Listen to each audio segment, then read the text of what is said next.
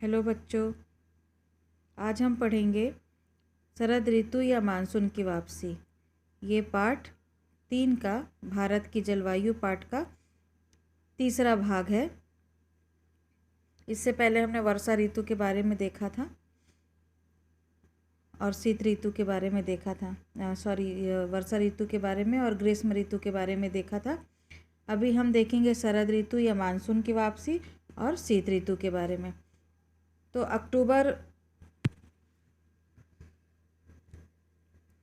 अक्टूबर के उत्तरार्ध में उत्तर भारत में जो तापमान तेज़ी से गिरने लगता है, उसके बाद नवंबर के प्रारंभ में उत्तर पश्चिम भारत के ऊपर निम्न वायुदाब की अवस्था आ जाती है, जो बंगाल की खाड़ी में स्थानांतरित हो जाती है।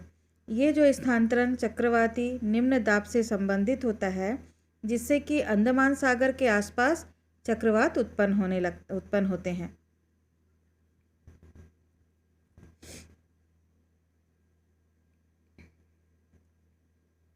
ये चक्रवात भारत के पूर्वी तट को पार करते हुए कभी कभी ये बहुत ही भयानक रूप ले लेता है, विनाशकारी रूप ले लेता है, जिसके कारण से बहुत ज़्यादा वर्षा होती है और कृष्णा, कावेरी, गोदावरी नदियों के सघन आबादी वाले जो उसके किनारे में जो शहर बसे हुए हैं, डेल्टा प्रदेशों में अक्सर चक्रवात आते रहते हैं। तो कभी कभी ये चक्रवात उड़ीसा, पश्चिम बंगाल, बांग्लादेश के तट में भी पहुंच जाता है और कोरामंडल तट पर अधिकतर वर्षा उन्हीं चक्रवातों के कारण होती है। अक्टूबर माह में देश के अधिकांश भागों का जो औसत तापमान होता है वो 25 अंश से 26 अंश सेल्सियस के आसपास रहता है।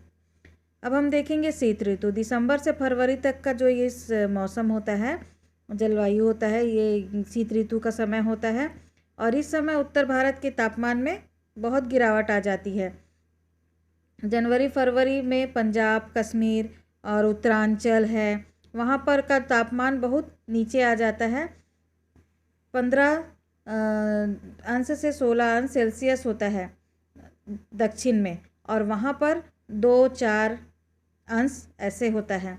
तो यही कारण है कि जनवरी फरवरी में पंजाब, हरियाणा, उत्तर प्रदेश में गेहूं की फसल उगती है और केरल और तमिलनाडु में चावल की फसल उगती है, क्योंकि चावल की फसल के लिए गर्म मौसम चाहिए और गेहूं की फसल के लिए ठंडा मौसम।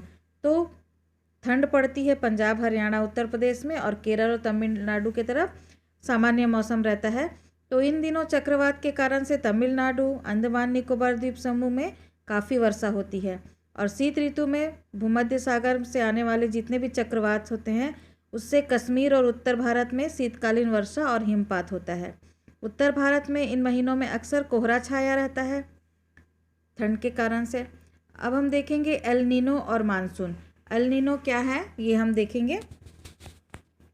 भारत का जो मानसून हजारों किलोमीटर दूर दक्षिण अमेरिका के इक्वेडोर के पश्चिमी तट के पास समुद्र में घटने वाली समुद्री घटना से प्रभावित होता है और प्रशांत महासागर के गर्म और ठंडा होने के दोनों घटनाएं समुद्र में घटती है, जिसके कारण से वायुमंडल में वहाँ उतार चढ़ाव होता रहता है।